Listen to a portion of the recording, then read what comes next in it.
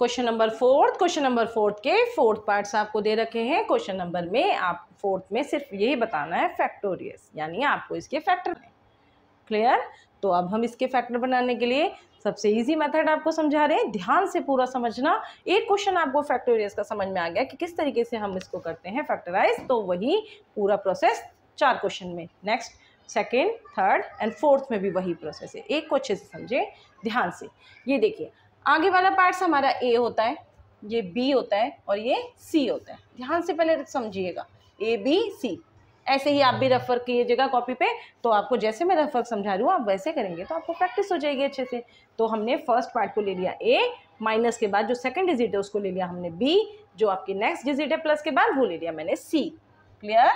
करना क्या है प्रोसेस में, ये देखिए, हम ए और सी को मल्टीपल करेंगे। किसको करेंगे? ए और सी को।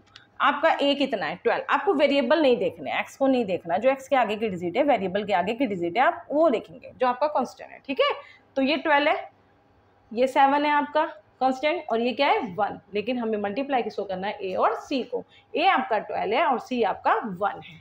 हम यहाँ लिखेंगे 12 × 1, कितना हो गया? 12 हो गया। ठीक है, क्लियर?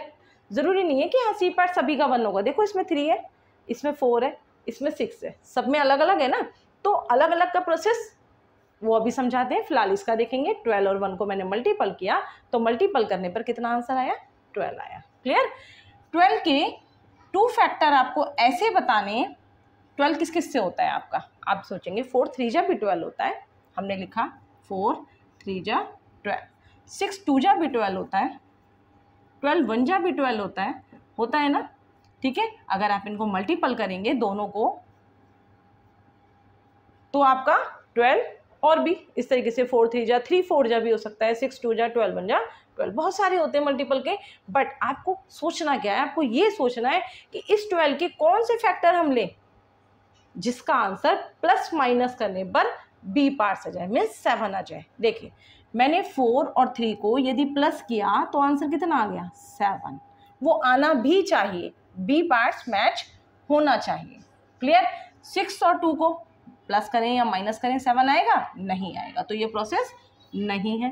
12 और 1 को प्लस माइनस करें, क्या 7 आएगा किसी कंडीशन में? नहीं आएगा। कंडीशन वो लेनी है जिसका मल्टीपल करने पर आपका आंसर ये भी मैच हो जाए और प्लस माइनस करने पर बी से भी मैच हो जाए। ठीक है, चलिए अब करते हैं ये इसको हटा देते हैं रबर को।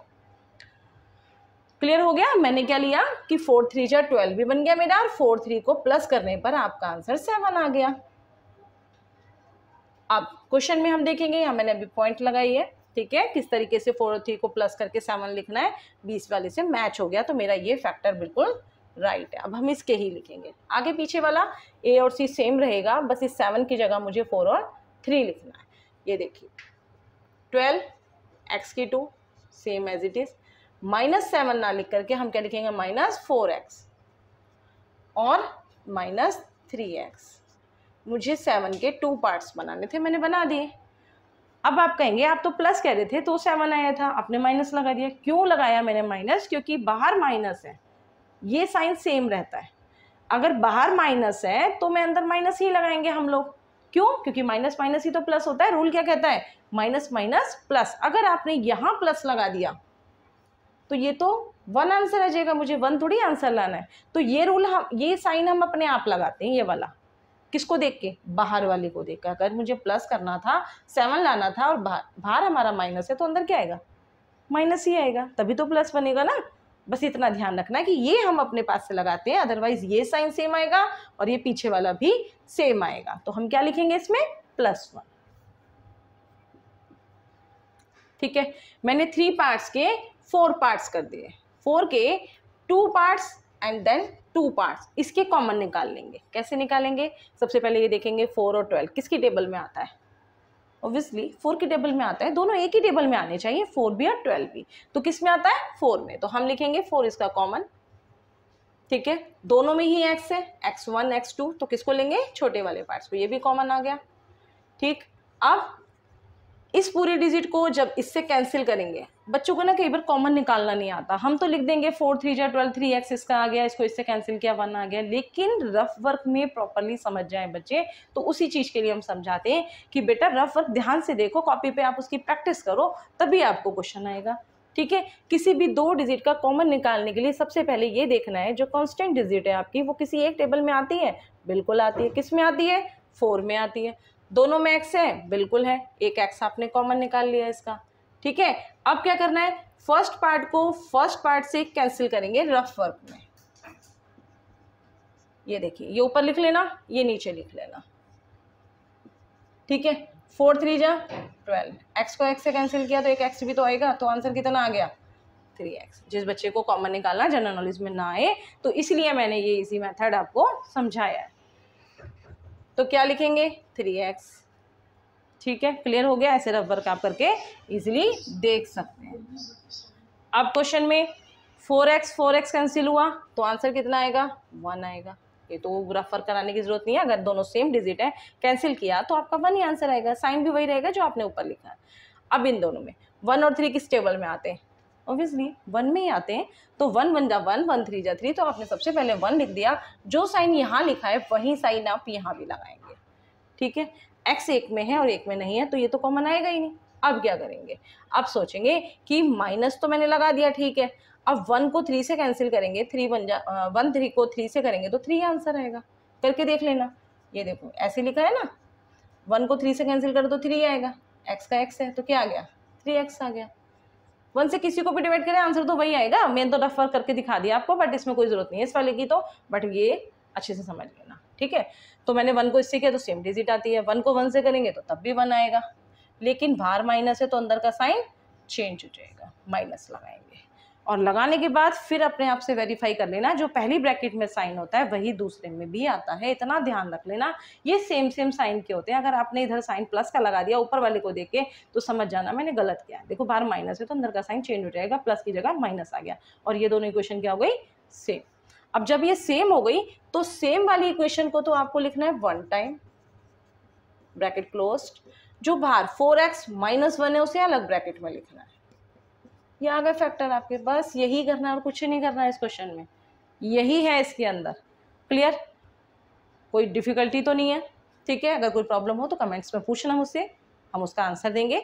लेकिन अभी मुझे सेकंड भी करना है, थर्ड भी करना है, फोर्थ भी करना है, तो अभी इसमें भी यही प्रोसेस करवा रही हूँ, तो ध्यान से फिर दोबारा देख सकते हैं। ठीक है, सेकंड क्वेश्चन में भी वही प्रोसेस, मैंने 2 को 3 से मल्टीप्लाई किया है, क्योंकि ये A B C है मेरे पास, तो मैंने 2 को 3 से किया, तो मेरा आंसर क्या आ गया इसमें, मैंने इसको अंडरलाइन करके नीचे लिख रही हूँ 6। ये ऊपर का वर्क है, ये एक्स्ट्रा वर्क ऊपर का है। ठीक है, अब इसका चलते हैं। मैंने क्या किया, 2 को 3 से मल्टीपल किया, वो क्या आ गया? 6 आ गया, क्योंकि मुझे किससे मल्टीपल करना था? A को C से। क्लियर? 6 के 2 फैक्टर ऐसे बनाने हैं जिसको प्लस माइनस करने पर 7 आ जाए।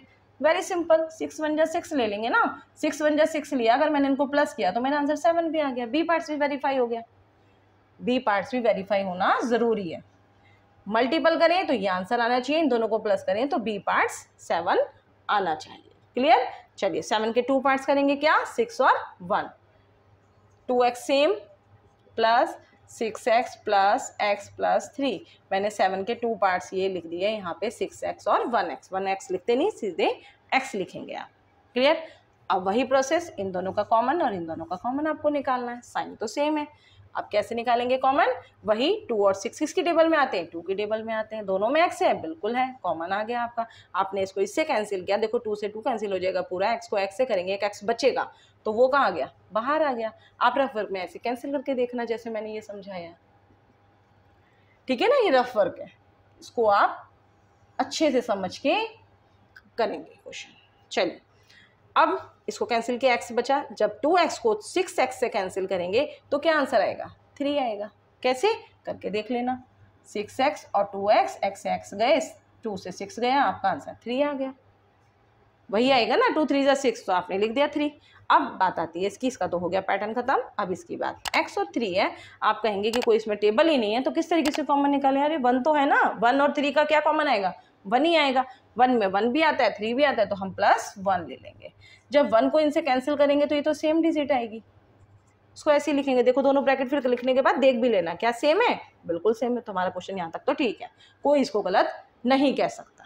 जिसकी इक्वेशन इस तरीके से सेम आ जाएगी ब्रैकेट्स वाली, तो आप क्या कहेंगे, ये क्वेश्चन मेरा बिल्कुल ठीक है, मैंने फैक्टर ठीक निकाले। अब क्या, जो ब्रैकेट्स में वो आपका वन टाइम, जो आपका बाहर है 2x ये और +1 ये, इसको अदर ब्रैकेट्स में लिख लेंगे। ये इसके फैक्टराइज कर दिए मैंने, ये इसका आंसर आ गया आपका। ठीक है, कोई बात नहीं, लग रहे होंगे शुरू शुरू में टफ लगते हैं बच्चों को, लेकिन आप प्रैक्टिस करोगे तो कुछ भी टफ नहीं है। Nothing is impossible, everything is possible. सब कुछ संभव है, इसका मीनिंग क्या है, सब कुछ संभव है, कुछ भी असंभव नहीं है, लेकिन आप प्रैक्टिस करते रहो, बस प्रैक्टिस के ऊपर बात है सारी। विदाउट प्रैक्टिस तो कुछ भी नहीं हो सकता ना, इसीलिए। चलिए एक क्वेश्चन और करवा देते हैं इस चीज का। ए पार्ट्स और सी पार्ट्स, रूल वही है कि आपको ए और सी को मल्टीपल करना है। आपने ए और सी को मल्टीपल किया तो क्या है हमारा 6 तो 6 और 6 को किया तो क्या आंसर आ गया 36। 36 के 2 फैक्टर आप ऐसे बनाएंगे जिसके अंदर आपका आंसर क्या आना चाहिए, बीच में 5 आना चाहिए। ठीक है, अब हम 5 का करेंगे तो हम कोई 2 फैक्टर, 2 टेबल ऐसे आपस में मल्टीपल करेंगे जिसको माइनस करने पर या प्लस करने पर आपका आंसर 5 हो। तो 9 4 जा 36, 9 को 4 से मैंने माइनस किया तो माइनस करने पर मेरा आंसर 5 आ गया, 5 आ गया, बन गए अच्छे से फैक्टर। बस यही प्रोसेस है इसके अंदर, बस और कुछ भी नहीं है। बच्चों की कॉपियां भर जाती है रेफर करते करते, सोचते सोचते कि कैसे मल्टीप्लाई करना है, क्या फैक्टर निकालने हैं, लेकिन इतने इजी प्रोसेस को आप कहेंगे 36 के 6 भी तो होते हैं, बिल्कुल होते हैं, लेकिन 6 को माइनस या प्लस करने पर कभी भी 5 आ सकता है, नहीं आएगा। तो ये क्यों लेंगे हम 9 4 लेंगे ना, तो 36 एक ही टेबल में थोड़ी आता है, और भी टेबल में आता है, तो हम फिर इसको कैंसिल कर देंगे। ठीक है, कैंसिल किया मैंने, अब हमारा 9 और 4 आएगा।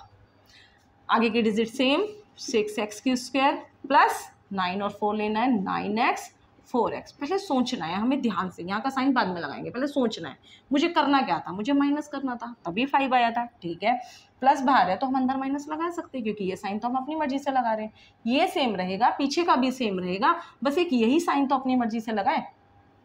ठीक है ना, बस यही लगा। और 9 को 4 में से प्लस माइनस माइनस होते हैं, 9 को 4 में से माइनस करेंगे तो 5 आ भी रहा है, तो इसलिए हमारा ये बिल्कुल ठीक है। इसके 2 पार्ट्स करने, बाकी as it is, first part same, C part same. Clear, चलिए फैक्टर निकालते हैं। अब तो अच्छे से समझ आ गया होगा बच्चों को। 6 और 3 9 किसी एक टेबल में आते हैं, किसी एक टेबल में तो आते होंगे ना। 6 और 9 किस में आते हैं, 3 में आते हैं। आप 3 लिखेंगे, दोनों में x है तो x भी कॉमन आ गया आपका। ठीक है ना, छोटा वाला x आता है, स्क्वायर नहीं आता। क्यों, कॉमन का मतलब क्या होता है, जिसकी पावर स्मॉल देन हो, छोटी हो। तो इसकी 1 है, इसकी 2 है, तो क्या आएगा कॉमन, 1 वाला आएगा। चलिए अब रफ वर्क इसमें करेंगे 6x² और 3x। चलिए लिख देते हैं आपके लिए भी 6x² और 3x, ऐसे कैंसिल कर लेते हैं। 6 2 जा 3 2 जा 6 और x को x से किया तो एक x भी आ गया, तो क्या आंसर आ गया 2x, वो आपका अंदर फैक्टर आ गया। अब जब इसको इससे कैंसिल करेंगे तो देखो x से x तो वैसे ही कैंसिल हो गया, लिखने की जरूरत नहीं है, ये भी लिखने की जरूरत नहीं थी, वो मैंने आपको समझाने के लिए बता दिया।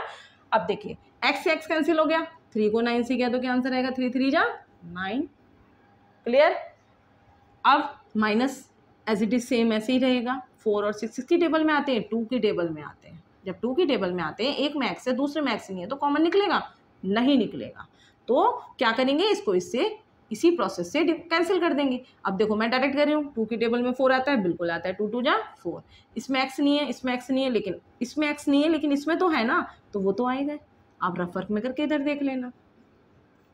ये देखो मैंने इससे इसको कैंसिल किया तो 2 तो आ गया, लेकिन ये x कहाँ जाएगा, ये इसके पीछे ही आएगा, क्योंकि वो कैंसिल हुआ ही नहीं। क्लियर, बस बच्चे यहीं थोड़ा सा पजल हो जाते हैं कि फैक्टर कैसे निकालें, उनको वही चीज़ समझ में नहीं आती।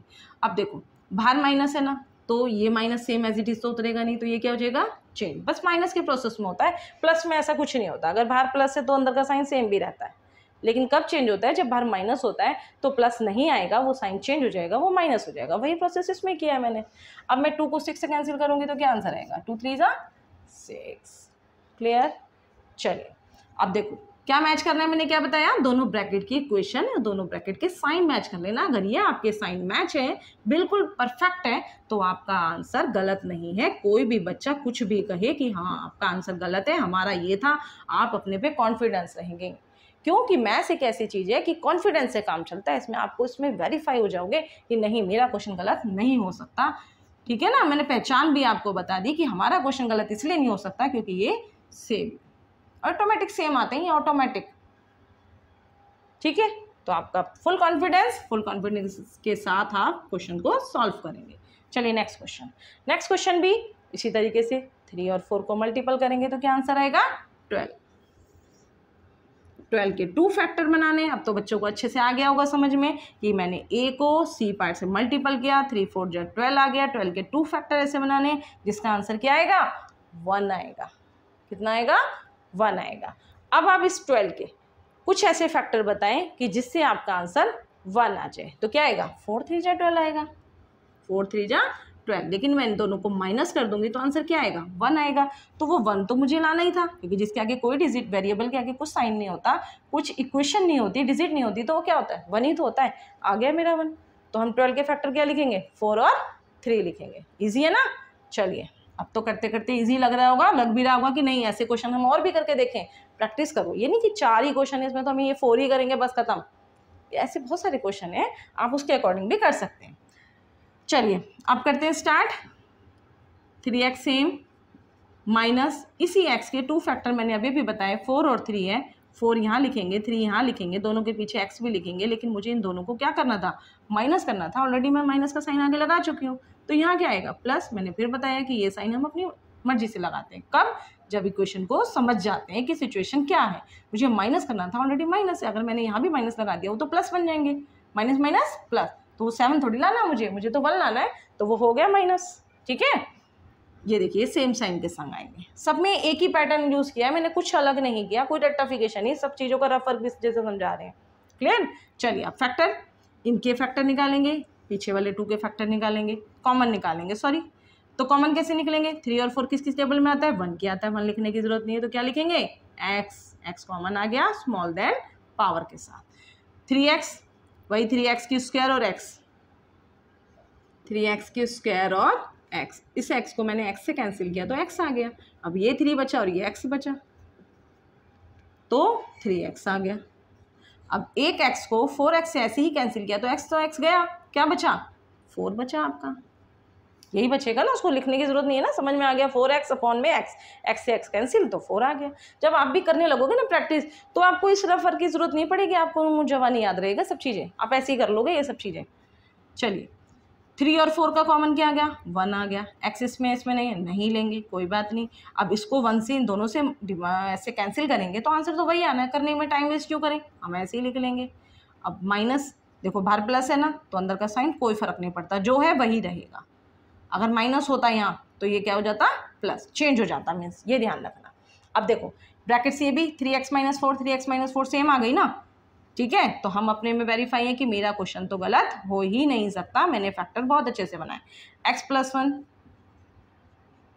मैथ्स तो है ही अपने आप में वेरिफिकेशन करने के लिए कि आप खुद से वेरीफाई होंगे और बताएंगे कि नहीं मेरा क्वेश्चन गलत नहीं है, मेरा क्वेश्चन बिल्कुल ठीक है, फुल कॉन्फिडेंस के साथ। ठीक है, हो गया first question, second question, third question and fourth question. मैंने आंसर आपको अच्छे से क्लियर करवा दिए हैं, अच्छे से आई होप आपको समझ आए होंगे। ठीक है ना, सब बच्चे प्रैक्टिस करेंगे और प्रैक्टिस के साथ कमेंट्स बॉक्स में बताएंगे कि आप ये क्वेश्चन कर पाए या नहीं कर पाए। क्लियर, बहुत अच्छे से क्लियर करेंगे लेकिन प्रैक्टिस होगी तब भी। चलिए अब करते हैं क्वेश्चन नंबर 5, लास्ट इसका है वो आप करते हैं।